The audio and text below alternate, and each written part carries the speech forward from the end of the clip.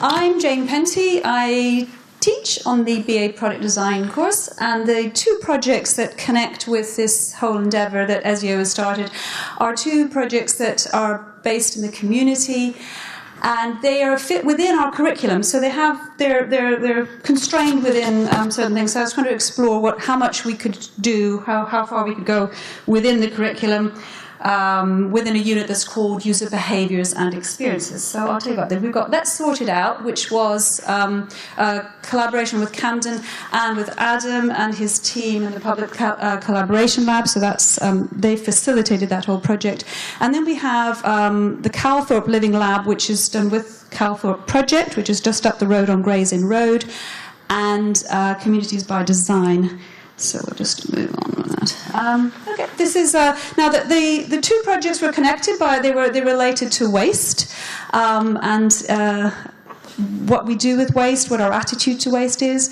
The first was working at the Camden Produce. We worked on 2 estates, or rather the students did. I should just mention that there were 18 students involved in each project, so we're looking at about 36, and then overall about 50 people. So the brief that we were given, which was really about describing our most meaningful moments of encounter, I was really much more of a facilitator, so I will actually be using and reading the words from the students who actually experienced it, and some of our stakeholders. So this is the estate in Kilburn Vale, contrasting, so low rise, contrasting with very high rise at Chalcott Estate, and so the students had to face. Sorry. Do you mind if I just... Sorry, I'm just going to change this view onto... yeah.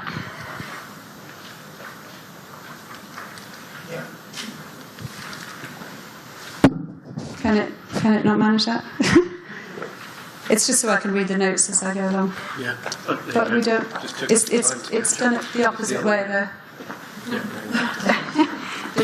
It's done the reverse.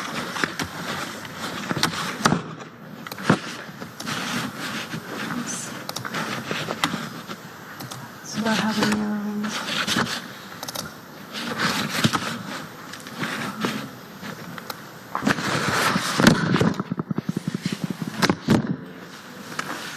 Perfect. Okay. So in the first instance with the Camden project, really the students essentially had to figure out how to get residents to recycle more, but also how to put stuff in the right bin. Rather mundane, but believe it or not, these are very difficult things to achieve. And in the Calthorpe project, very different. So let me just talk to you a little bit about the Calthorpe project, because it is a really remarkable project on the Gray's Inn Road. It's existed. It was created in 1984 by a group of residents who managed to save a piece of land from development, and they still rent it out from Camden Council, and they basically saved it from office development into basically a community asset. And so let me just move on. And so it's in fact since 1984, I think it's. As it is a community asset, it doesn't stay still in any way. Things are constantly emerging and progressing, and that is, so they include food growing and volunteering, training, play schemes, sports, various things with various groups in the community.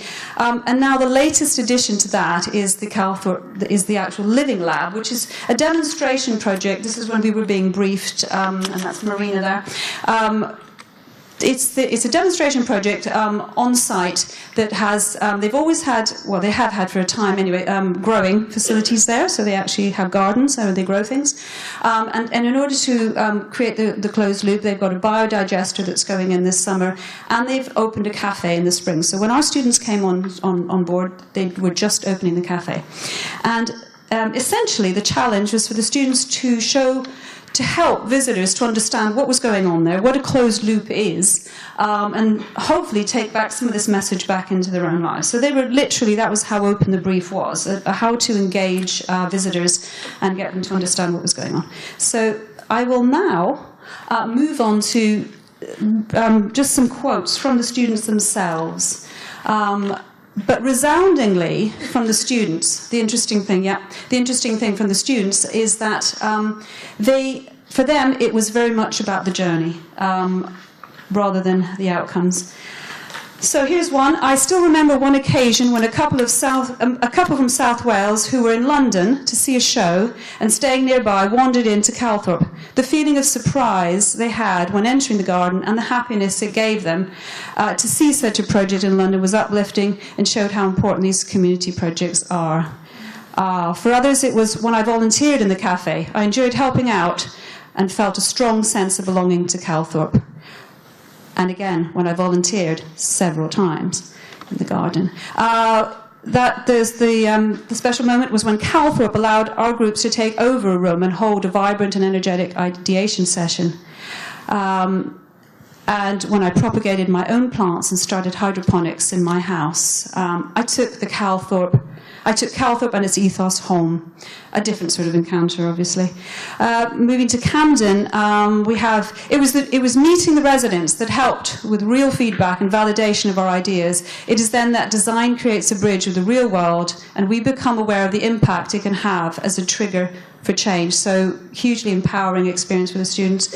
Another one, perhaps the most meaningful, was walking into a diverse group of residents ready to critique and question our work, understanding how to address them and ultimately unravel their true behavior while selling a load of unexciting sketch models was a challenge, yet so productive once we cracked it.